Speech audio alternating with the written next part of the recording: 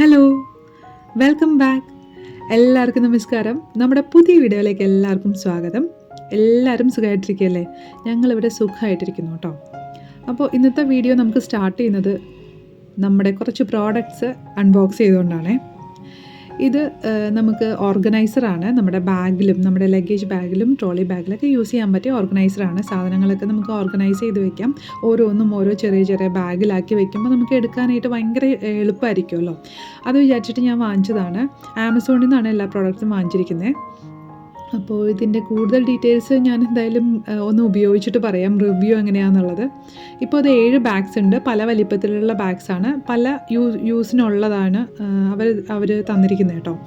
അപ്പോൾ നമുക്ക് ട്രോളി ബാഗിലും നമ്മുടെ അല്ലാതെ വലിയൊരു ബാഗുണ്ട്. അപ്പോൾ ആ ബാഗിലൊക്കെ സാധനങ്ങൾ വയ്ക്കുമ്പം എല്ലാം കൂടെ മിക്സ് ചെയ്തിരിക്കുമ്പം നമുക്ക് അറേഞ്ച് ചെയ്ത് വെക്കുകയാണെങ്കിൽ എടുക്കുന്ന സമയത്ത് ചിലപ്പോൾ ആകെ കൂടെ മിക്സ് ആയി പോകും. ഒരെണ്ണം നോക്കിയെടുക്കാനായിട്ട് ഭയങ്കര ബുദ്ധിമുട്ടായിരിക്കും. അപ്പോൾ ഇത് യൂസ്ഫുള്ളായിരിക്കും എന്നുള്ളൊരു ഇതിലാണ് ഞാൻ വാങ്ങിച്ചത്. എന്തായാലും റിവ്യൂ ഞാൻ പറയാം. ഇതെൻ്റെ ലൈഫ് സേവർ എന്ന് പറയുന്നൊരു സാധനമാണ്. എനിക്ക് കഴിഞ്ഞ വർഷം നെയിലിനൊരു ഇൻഫെക്ഷൻ വന്നിട്ട് എനിക്ക് കയ്യിൽ നമുക്ക് വെള്ളം തട്ടാനായിട്ട് അത്ര സുഖമല്ല, പ്രത്യേകിച്ച് സോപ്പൊക്കെ വീഴുമ്പോൾ, പാത്രം കഴുകുന്ന സമയത്തൊക്കെ. അപ്പോൾ അതുകൊണ്ട് ഞാൻ അപ്പം തൊട്ടിട്ട് ഗ്ലൗസ് ഇട്ടാണ് പാത്രങ്ങളൊക്കെ കഴുകുന്നത്. അപ്പോൾ അതിന് വേണ്ടിയിട്ട് ഞാൻ യൂസ് ചെയ്യുന്നതാണ് ഗ്ലൗസ് കേട്ടോ. ഓറഞ്ച് കളറിലൊരു ഗ്ലൗസ് കിട്ടും. അതാണ് ഞാൻ കണ്ടിന്യൂസ് ആയിട്ട് ഇതുവരെ യൂസ് ചെയ്തിട്ടുള്ളത്. അപ്പോൾ അതൊരു 200 റുപ്പീസിന് 2 കിട്ടും, 2 പെയർ കിട്ടും. ഇത് 179 ആണ്. സ്കോച്ച് ബ്രൈറ്റിൻ്റെ ഒരു പെയറാണ്. കുറച്ചും കൂടെ ക്വാളിറ്റി ഉണ്ടെന്ന് തോന്നുന്നു. അപ്പോൾ ഞാനതൊന്ന് ട്രൈ ചെയ്യാമെന്ന് വിചാരിച്ചിട്ട് വാങ്ങിച്ചതാണ് കേട്ടോ. മറ്റേത് ഇടയ്ക്കിടയ്ക്ക് അത് ചെറുതായിട്ടൊന്ന് പൊട്ടുമ്പം ലീക്കായി തുടങ്ങുമ്പം നമ്മൾ മാറ്റേണ്ടി വരും. അപ്പോൾ ഇതിൻ്റെ ക്വാളിറ്റി എങ്ങനെയുണ്ടെന്ന് നോക്കാമെന്ന് വിചാരിച്ചിട്ട് ഞാൻ വാങ്ങിയതാണ്. ഇനി നെക്സ്റ്റ് വരുന്നത് ഒരു കുക്കറാണ്. പ്രസ്റ്റീജിൻ്റെ 3 ലിറ്റർ കപ്പാസിറ്റി ഉള്ള ഒരു സ്റ്റീൽ കുക്കറാണ് കേട്ടോ. ഞാൻ വാങ്ങിച്ചത് ഇത് 1999 രൂപ, അതായത് 2000 രൂപയ്ക്കാണ്. 2350 അങ്ങനെ എന്തുവാണ് ഇതിൻ്റെ റേറ്റ്. അങ്ങനെ ഓഫറൊന്നും നോക്കി വാങ്ങിക്കാൻ പറ്റില്ല. സാറിന് ഞാനൊരു സാധനം വാങ്ങിക്കുമ്പം ഓഫർ വരുന്ന സമയത്താണ് വാങ്ങിക്കാറ്. ഇത് നമുക്ക് വേണ്ടിയല്ല വാങ്ങിച്ചത്. നമ്മുടെ ഇവിടെ നമ്മളെ ഹെൽപ്പ് ചെയ്യാൻ വരുന്ന ഒരു അക്കയുണ്ട്. അപ്പോൾ അക്കയുടെ വീട് റിനോവേറ്റ് ചെയ്തിട്ട് ആൾ നമ്മളെ ഹൗസ് വാമിങ്ങിന് വിളിച്ചിട്ടുണ്ട്. സൺഡേ ആണ്, അതായത് ഇന്നലെ ആയിരുന്നു. അപ്പം നമ്മൾ അവിടെ കൊടുക്കാൻ വേണ്ടിയിട്ട് വാങ്ങിച്ചാണ് കേട്ടോ. ഞാൻ ഒക്കെ എടുത്ത് ചോദിച്ചു എന്താണ് വേണ്ടത്. അപ്പോൾ നമ്മുടെ കുറച്ച് ഓപ്ഷൻസ് പറഞ്ഞപ്പോൾ ആൾ പറഞ്ഞു ഇത് മതിയെന്ന്. അപ്പോൾ കപ്പാസിറ്റി എന്തോരം ഉള്ളത് വേണമെന്ന് ചോദിച്ചപ്പോൾ ഒരു മീഡിയം മതിയെന്ന് പറഞ്ഞു. അപ്പോൾ അവർക്ക് ഡെയിലി യൂസ് ചെയ്യാമല്ലോ. ഒരു 3 പേരാണ് ഉള്ളത് വീട്ടിൽ, ഹസ്ബൻഡും മോനും ഒക്കെ. അപ്പോൾ ഞാൻ അങ്ങനെ കണക്കാക്കി വാങ്ങിച്ചതാണ്. ട്രിപ്ലൈ ഇത് ബോട്ടം ഒക്കെയുള്ള നല്ലൊരു കുക്കറാണ് കേട്ടോ. എനിക്ക് ഇഷ്ടപ്പെട്ടു. അതിൻ്റെ ഷേപ്പൊക്കെ കണ്ടിട്ട് നല്ല രസമുണ്ട് കാണാനായിട്ട്. എൻ്റെ കയ്യിലുള്ള കുക്കറൊക്കെ ഇങ്ങനെ പരന്ന ടൈപ്പാണ്. ഇത് നല്ല ഹൈറ്റുള്ള ടൈപ്പ് ഒരു കുക്കറാണ്. നന്നായിട്ടുണ്ട്. എനിക്കത് കണ്ടിട്ട് ഇഷ്ടമായി. അപ്പോൾ അങ്ങനെ ആമസോണിൽ നിന്ന് ഞാൻ വാങ്ങിച്ചതാണ് കേട്ടോ.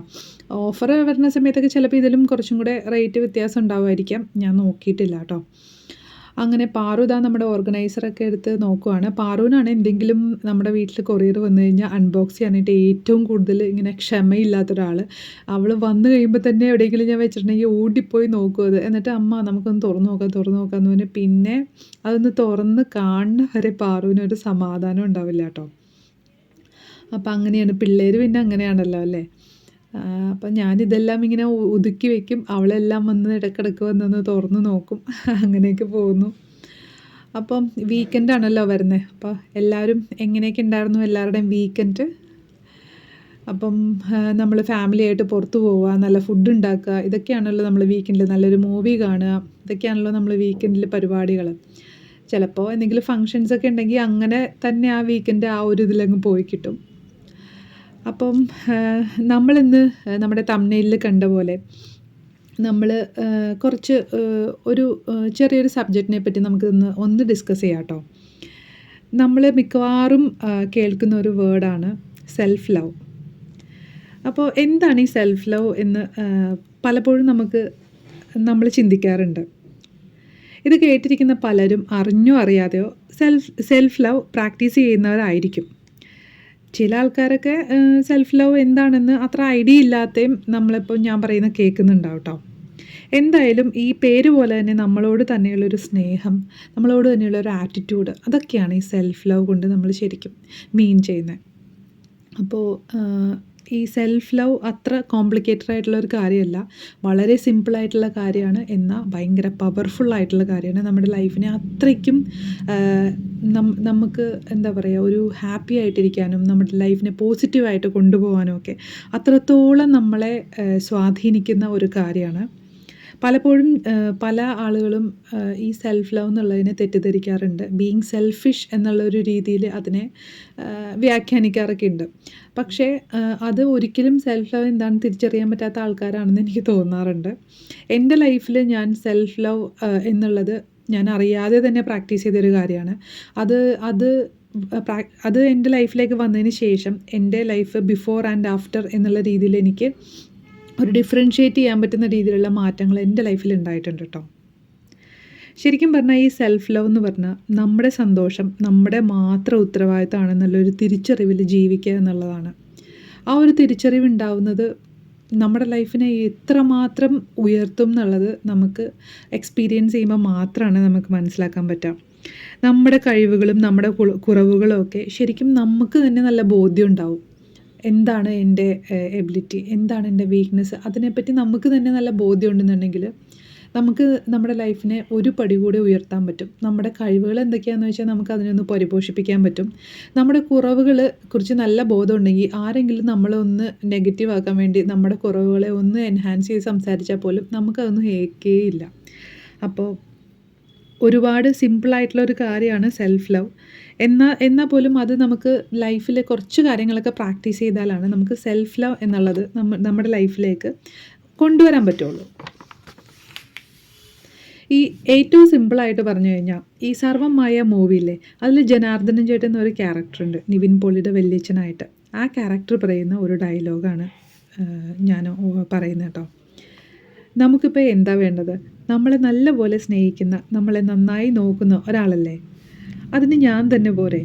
എനിക്കെന്നോട് നല്ല സ്നേഹമാണ്, എന്നെ ഞാൻ നന്നായി നോക്കുന്നുമുണ്ട്.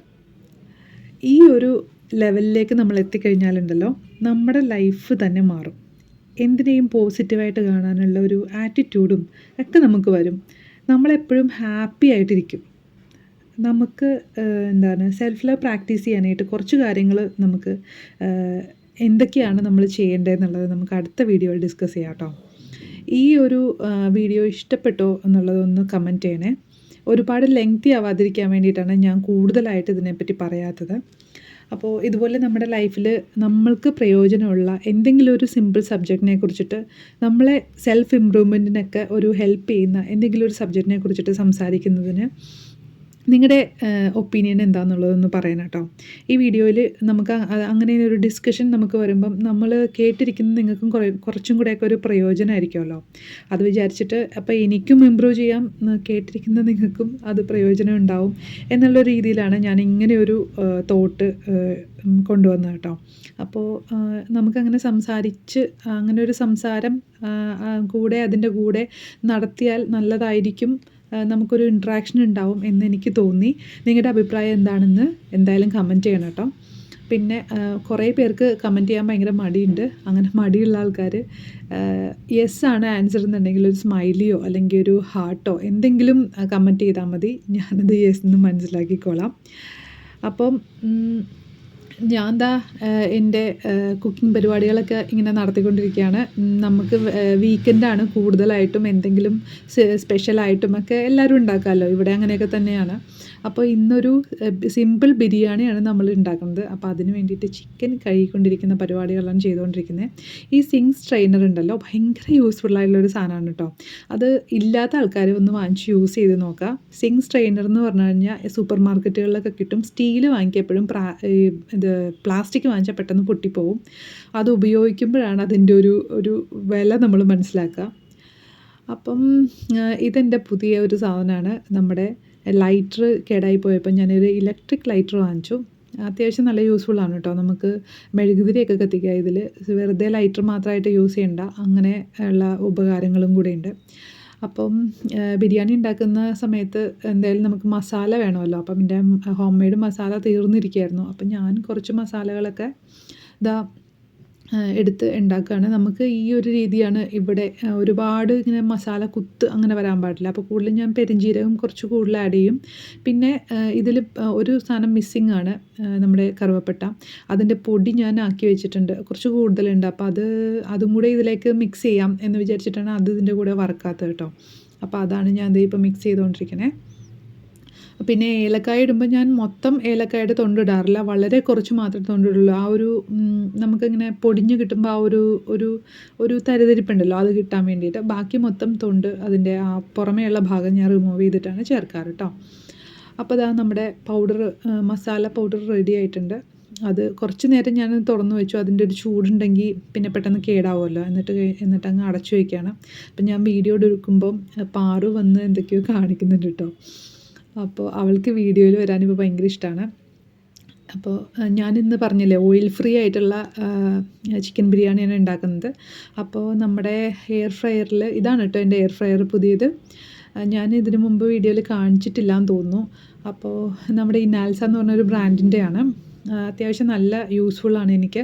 ആദ്യമൊന്നും ഞാൻ അത്രയ്ക്ക് അങ്ങോട്ട് യൂസ് ചെയ്യില്ലായിരുന്നു. പക്ഷേ ഇപ്പോൾ അത്യാവശ്യം എല്ലാ ദിവസവും ഞാൻ എന്തെങ്കിലും ഒരു കാര്യത്തിനെങ്കിലും അത് യൂസ് ചെയ്യാറുണ്ട് കേട്ടോ. എനിക്ക് അത്രയും യൂസ്ഫുള്ളായിട്ട് തോന്നുന്നുണ്ട് ഇപ്പോൾ. അപ്പോൾ ഞാനതിൽ ഉള്ളി വറുത്തെടുക്കില്ലേ നമ്മൾ എണ്ണയിൽ, അത് അങ്ങനെ എണ്ണയിൽ വറുക്കാതെ ഞാൻ എയർ ഫ്രയറിൽ വെച്ചിരിക്കുകയാണ് അതൊന്ന് ഫ്രൈ ആക്കി എടുക്കാനായിട്ട്. അപ്പോൾ അതിൽ വളരെ കുറച്ച് വെളിച്ചെണ്ണ മിക്സ് ചെയ്തിട്ടുണ്ട്. എൻ്റെ നല്ലവണ്ണം ഞെരടിയിട്ട് ഞാൻ ഇട്ടിരിക്കുന്നത്. അപ്പോൾ 2 ട്രെയിലായിട്ടാണ് ഞാൻ വെച്ചിരിക്കുന്നത്. കുറച്ച് വലുതാണ്. ഞാൻ സ്റ്റീലിൻ്റെ ഉള്ളിലെല്ലാം സ്റ്റീൽ കോട്ടിംഗ് ഉള്ളതാണ് ഞാൻ വാങ്ങിച്ചിരിക്കുന്നത് കേട്ടോ. എനിക്ക് വാങ്ങിക്കുന്ന സമയത്ത് ഒരു ആഗ്രഹം ഉണ്ടായിരുന്നു നമുക്ക് സ്റ്റീലിൻ്റെ തന്നെ വാങ്ങിക്കണമെന്ന്. ഈ കോട്ടിംഗ് ഉള്ളത് വാങ്ങിച്ചാലുള്ള നോൺ സ്റ്റിക്ക് കോട്ടിങ്ങിലുള്ളത് വാങ്ങിച്ചാലുള്ള കുഴപ്പം, കുറച്ച് കഴിയുമ്പം ആ നോൺ സ്റ്റിക്കിൻ്റെ ഒരു ഇതും കൂടെ അതിലേക്ക് വരും. അപ്പം വാങ്ങിച്ച ആൾക്കാരൊക്കെ അതൊന്ന് മാറ്റി സ്റ്റീലിൻ്റെലേക്ക് മാറിക്കൊണ്ടിരിക്കുകയാണ്. അപ്പോൾ പിന്നെ നമ്മളിപ്പോൾ ആദ്യമായിട്ട് വാങ്ങിക്കുമ്പോൾ ഇനി അത് വാങ്ങിക്കേണ്ടെന്ന് വിചാരിച്ചിട്ട് ഞാനിത് റിവ്യൂ ഒക്കെ നോക്കി അങ്ങനെ വാങ്ങിച്ചാണ് കേട്ടോ. എനിക്കെന്തായാലും പ്രോഡക്റ്റ് ഇഷ്ടപ്പെട്ടു. അപ്പോൾ ഇന്നൊരു സിമ്പിൾ ബിരിയാണി ഉണ്ടാക്കുന്നതെന്ന് പറഞ്ഞല്ലോ. അപ്പോൾ ഓയിൽ ഫ്രീ ആയതുകൊണ്ട് തന്നെ ഞാൻ വേറെ ഓയിലൊന്നും ഇതിൽ ആഡ് ചെയ്തിട്ടില്ല. നമുക്ക് അവസാനം ദമ്മിടുന്ന സമയത്ത് കുറച്ച് ഓയിലല്ല നെയ്യ് ഇട്ട് കൊടുക്കുന്നുണ്ട്. അത് മാത്രമാണ് നമ്മളിതിലേക്ക് ആഡ് ചെയ്യുന്നുള്ളൂ കേട്ടോ. അപ്പോൾ ഇതിൽ റൈസ് ചെയ്തപ്പോഴും ഞാൻ ഒരുപാട് മസാലകളൊന്നും ചേർത്തില്ല. കുറച്ച് പുതിന മല്ലി മാത്രമാണ് ഇട്ടത്. പിന്നെ നമ്മുടെ ഇഞ്ചി വെളുത്തുള്ളി പേസ്റ്റിൻ്റെ ബോട്ടിൽ അതിൽ തീർന്നിരിക്കുകയാണ്. അപ്പോൾ അതിൽ കുറച്ച് അവിടെ ഇവിടെയൊക്കെ പുരണ്ടിരിപ്പുണ്ട്. അപ്പോൾ ആ ബോട്ടിൽ ഞാൻ ചൂടുവെള്ളം ഒഴിച്ചൊന്ന് കഴുകി ഇതിലേക്ക് ഒഴിക്കാണ് കേട്ടോ. അപ്പോൾ അതിൻ്റെ ഒരു ഫ്ലേവറും കൂടെ അതിലേക്ക് വരുമല്ലോ. അപ്പോൾ നെയ്യിൻ്റെ ബോട്ടിലും ഇങ്ങനത്തെ ബോട്ടിലുകളൊക്കെ ഞാൻ അങ്ങനെ അതിൽ ഉള്ളിലിരിക്കുന്നതൊന്നും കളയില്ല കേട്ടോ. നെയ്യൊക്കെ ആണെങ്കിലും കുറേ പറ്റിപ്പിടിച്ചിരിക്കും. അപ്പോൾ ചെറിയൊരു ചൂടുവെള്ളം ഒഴിച്ചൊന്ന് നമ്മളൊന്ന് ചുറ്റിച്ചെടുക്കുമ്പം പ്ലാസ്റ്റിക്കിൻ്റെ ബോട്ടിലാണെങ്കിൽ അങ്ങനെ ചെയ്യില്ല. പ്ലാസ്റ്റിക്കിൻ്റെ ബോട്ടിൽ ഞാൻ പൊതുവെ യൂസ് ചെയ്യാറില്ല ഇങ്ങനത്തെ കാര്യങ്ങൾക്കൊക്കെ. ഒന്നില്ലെങ്കിൽ സ്റ്റീൽ അല്ലെങ്കിൽ ഗ്ലാസ് ബോട്ടിലായിരിക്കും ഉപയോഗിക്കുക.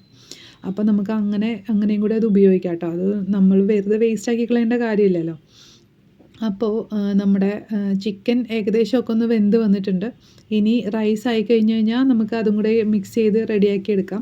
അപ്പോൾ നമ്മുടെ സവോള നന്നായിട്ട് ഫ്രൈ ആയി വന്നിട്ടുണ്ട്. ഇത് കുറച്ച് ടെമ്പറേച്ചർ നോക്കി ഒന്ന് ഇടയ്ക്കിടയ്ക്ക് ഇളക്കിയൊക്കെ കൊടുത്തു കഴിഞ്ഞാൽ അങ്ങനെ ഇത്രയും ഡാർക്ക് ആവാതെ നല്ല ഭംഗിയായിട്ട് എടുക്കാൻ പറ്റും. ഞാൻ കുറേ പണികളിൽ ഇവിടെ തിരക്കായിരുന്നു. അപ്പോൾ എനിക്ക് ശരിക്കും ഞാൻ ആ ടൈമർ ഇട്ടിട്ട് എനിക്ക് ശ്രദ്ധിക്കാനും കൂടെ സമയം കിട്ടിയില്ല. അത് തന്നെ ഇരുന്നായി അത് തന്നെ ഓഫായിട്ടുണ്ടായിരുന്നു. അപ്പോൾ അതുകൊണ്ടാണ് ചില ഭാഗങ്ങളൊക്കെ ചെറുതായിട്ടൊന്ന് ഡാർക്കായിരിക്കുന്നത് കേട്ടോ. പക്ഷേ അത് വേറെ ടേസ്റ്റ് വ്യത്യാസം അങ്ങനെയൊന്നുമില്ല. നന്നായിട്ട് തന്നെ കിട്ടി. കൂടുതലുണ്ടെന്നുണ്ടെങ്കിൽ നമ്മളൊരു ബോക്സിലാക്കി നമ്മൾ ഫ്രിഡ്ജിൽ വെക്കുകയാണെന്നുണ്ടെങ്കിൽ നമുക്ക് വേറെ എന്തെങ്കിലും കറികളൊക്കെ ഉണ്ടാക്കുന്ന സമയത്ത് നമുക്ക് ഉപയോഗിക്കുകയും ചെയ്യാം കേട്ടോ. അപ്പോൾ അങ്ങനെ വളരെ യൂസ്ഫുള്ളാണ്. ഞാനപ്പോൾ നെയ്യിൽ നമ്മളെ കാഷ്യൂനട്ടും റൈസിൻസും ഒക്കെ ഒന്ന് വറുത്തെടുക്കുന്നത് ശരിക്കും പറഞ്ഞാൽ എനിക്ക് അങ്ങനെ എടുക്കണമെന്നുണ്ടായിരുന്നു. പക്ഷേ എനിക്ക് ആ സമയത്ത് ഭയങ്കര തിരക്കായിരുന്നു, മടിയായി. അപ്പോൾ അതിൻ്റെ ഇടയ്ക്ക് ഇനി വേറൊരു പാത്രം എടുത്ത് ചെയ്യണ്ടല്ലോ എന്ന് വിചാരിച്ചിട്ട് ഞാൻ അത് തന്നെ ഇതുപോലെ എയർ ഫ്രയറിൽ വെച്ചൊന്ന് ചൂടാക്കി എടുത്തു കേട്ടോ. എന്നിട്ട് ഞാൻ നെയ്യ് ഒഴിക്കുകയാണ്. ഇത് വറക്കുകയാണെന്നുണ്ടെങ്കിൽ ആ നെയ്യ് തന്നെ ഇതിലേക്ക് ഒഴിച്ചാൽ മതിയായിരുന്നു. അപ്പോൾ ആ നെയ്യ് മാത്രമാണ് ഞാൻ ഇതിൽ പ്രത്യേകമായിട്ട് ഓയിലായിട്ട് ആഡ് ചെയ്തിരിക്കുന്നത് കേട്ടോ. അപ്പോൾ നമ്മുടെ ബിരിയാണി ഏകദേശം റെഡി ആയിട്ടുണ്ട്. നല്ല ടേസ്റ്റ് ഉണ്ടായിരുന്നു. നമ്മൾ ഒരുപാട് ഓയിൽ ഒഴിച്ച് നമ്മൾ ചെയ്യുന്ന അങ്ങനത്തെ ഒരു അത്രയ്ക്ക് സൂപ്പർ ടേസ്റ്റ് എന്നല്ല, എന്നാലും നല്ല ടേസ്റ്റ് തന്നെ ഉണ്ടായിരുന്നു. ഇത്രയും ഓയിലില്ലാതെ നമ്മൾ ഉണ്ടാക്കിയതാണെന്ന് ഒട്ടും കഴിക്കുമ്പോൾ തോന്നില്ല കേട്ടോ. എനിക്ക് ഷൈച്ചേട്ടനും നല്ലതായിട്ട് ഇഷ്ടപ്പെട്ടു, എനിക്കും നന്നായിട്ട് ഇഷ്ടപ്പെട്ടു. അപ്പം ഞങ്ങൾക്ക് ഈ ഒരു ടൈപ്പ് ബിരിയാണിയാണ് ഇഷ്ടം. പിന്നെ ചെന്നൈ ബിരിയാണി ഇടയ്ക്കൊക്കെ ഞാൻ ഉണ്ടാക്കാറുണ്ട്, ഇഷ്ടക്കുറവൊന്നുമില്ല, മാറി മാറിയൊക്കെ ഉണ്ടാക്കും അങ്ങനെ. അപ്പോൾ നമ്മുടെ ബിരിയാണി റെഡി ആയിട്ടുണ്ട്. ബിരിയാണി നിങ്ങൾ വീട്ടിൽ ഉണ്ടാക്കാറുണ്ടോ? എങ്ങനത്തെ ബിരിയാണിയാണ് ഉണ്ടാക്കുന്നതെന്നൊന്ന് പറയണം കേട്ടോ. ഞാൻ പല ടൈപ്പ് ബിരിയാണി ഉണ്ടാക്കാറുണ്ട്. ചിലപ്പം ചെന്നൈ ടൈപ്പ് ബിരിയാണി ഉണ്ടാക്കും, ചിലപ്പോൾ നമ്മുടെ നാടൻ ബിരിയാണി ഉണ്ടാക്കും, ചിലപ്പോൾ തലശ്ശേരി ടൈപ്പ് ബിരിയാണി, അങ്ങനെ കുറേ ഉണ്ടാക്കും കേട്ടോ. ഇന്നത്തെ ബിരിയാണിക്ക് എനിക്ക് ഒരിത്തിരി മഞ്ഞൾപ്പൊടി കുറവായിപ്പോയെന്ന് എനിക്ക് തോന്നി. കാരണം ഞാൻ ചിക്കൻ മാരിനേറ്റ് ചെയ്ത് വെച്ച സമയത്ത് കുറച്ച് മഞ്ഞൾപ്പൊടി ചേർത്തതല്ലാതെ പിന്നെ അങ്ങോട്ട് ചേർത്തേ ഇല്ല കേട്ടോ. അപ്പോൾ അങ്ങനെ ഒരു കുറവ് എനിക്ക് തോന്നി, ചെറിയൊരു മഞ്ഞ കളറിൻ്റെ ഒരു കുറവ് തോന്നി. ബാക്കിയൊക്കെ അടിപൊളിയായിരുന്നു. അപ്പോൾ നമ്മുടെ വീഡിയോ വൈൻഡപ്പ് ചെയ്യാണ്. വീഡിയോ ഇഷ്ടപ്പെടുവാണെങ്കിൽ കമൻറ്റ് ചെയ്യുക. സബ്സ്ക്രൈബ് ചെയ്യാതെ കാണുന്ന ആരെങ്കിലും ഉണ്ടെങ്കിൽ സബ്സ്ക്രൈബ് ചെയ്യാം കേട്ടോ, നമ്മുടെ വീഡിയോ ഇഷ്ടപ്പെടുവാണെങ്കിൽ. അപ്പോൾ എല്ലാവർക്കും thank you so much. By.